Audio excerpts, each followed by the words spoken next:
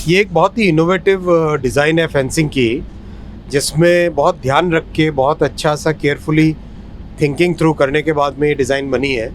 इसका फ़ायदा ये है कि अब इस फेंस के लगने के बाद में कैटल का, किसी भी जानवर का, पशु का ट्रैक पे आना प्रैक्टिकली ज़ीरो हो गया है।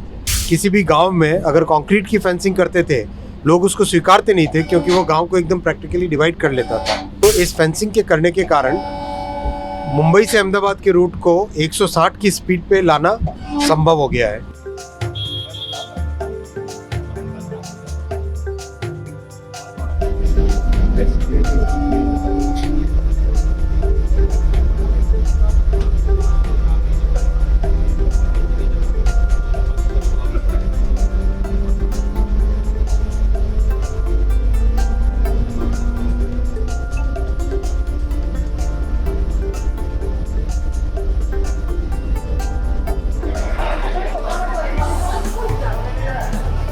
ये एक बहुत ही इनोवेटिव डिज़ाइन है फेंसिंग की, जिसमें बहुत ध्यान रख के बहुत अच्छा सा केयरफुली थिंकिंग थ्रू करने के बाद में ये डिज़ाइन बनी है।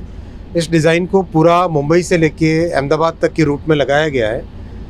इसका फ़ायदा ये है कि अब इस फेंस के लगने के बाद में कैटल का, किसी भी जानवर का, पशु का ट्रैक पे आना प्रैक्टिकली ज़ीरो हो गया है। और जो बहुत बड़ी रिस्क होती थी, गाड़ी जब तेज़ चल रही है, तेज़ चलती गाड़ी के सामने जब कैटल आ जाता था, बहुत बड़ी एक रिस्क होती थी। ये एक ऐसा इनोवेशन किया है जिस इनोवेशन को लोगों ने स्वीकारा है। किसी भी गांव में अगर कंक्रीट की फेंसिंग करते थे, लोग उसको स्वीकारते नहीं थे क्योंकि वो गांव को एकदम प्रैक्टिकली डिवाइड कर लेता था।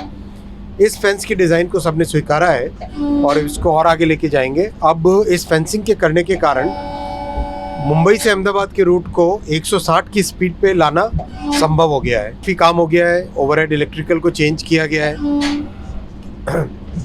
160 की स्पीड के हिसाब से ज़्यादा करंट चाहिए होती है, 800 एम्पियर करंट चाहिए होती है, तो OHE को चेंज किया है। ट्रैक में जो कई जगह पे कर्व्स थे, उन कर्व्स को सिंपल किया है, स्ट्रेट किया है। ट्रैक का पूरा स्ट्रक्चर भी चेंज किया है, कवच भी लग रहा है इस रूट पे। तो इस तरह से करके ओवरऑल जितनी भी चाहिए हमें 160 की स्पीड को लाने के लिए, वो सब आ रहा है। और इस फेंसिंग के कारण प्रैक्टिकली मुंबई से अहमदाबाद के रूट पे ज़ीरो कैटल का आना हो गया है। सर, अभी आप जो बता रहे हैं कि 160 किलोमीटर पर आवर के हिसाब से जो है ट्रेन चलाने की कोशिश की जा रही है। अगर बेसिक रिक्वायरमेंट्स हम कहें कि टेक्निकल इसमें, तो क्या क्या होती है जिसके चलते 160 पर आराम से ट्रेन चल सके? 4 बड़ी रिक्वायरमेंट्स है।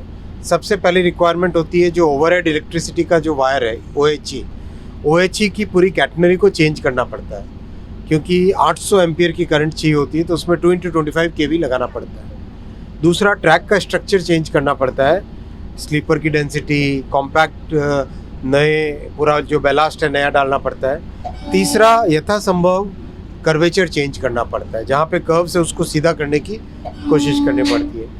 चौथा, कवच की ज़रूरत होती है क्योंकि 160 की स्पीड से लोको पायलट कभी भी फिजिकली सिग्नल को देख नहीं पाएगा, इसलिए ज़रूरी है कि उसमें लोको पायलट मतलब ट्रेन का प्रोटेक्शन ऑटोमेटिक हो, तो कवच उसमें ज़रूरी है।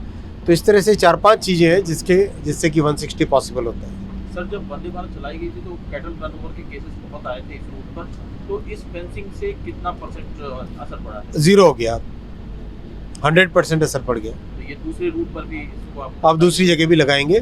बहुत जल्दी एक वर्कशॉप करेंगे जिसमें देश भर के सारे कंस्ट्रक्शन डिपार्टमेंट्स को लाया जाएगा और वेस्टर्न रेलवे का ये जो डिवीज़न, जो एक्सपेरिमेंट है, इस एक्सपेरिमेंट को सबके सामने प्रेजेंट किया जाएगा। प्रेजेंट करके सबके व्यूज़ लिए जाएंगे। व्यू लेने के बाद में एक बार इसको स्केल अप किया जाएगा।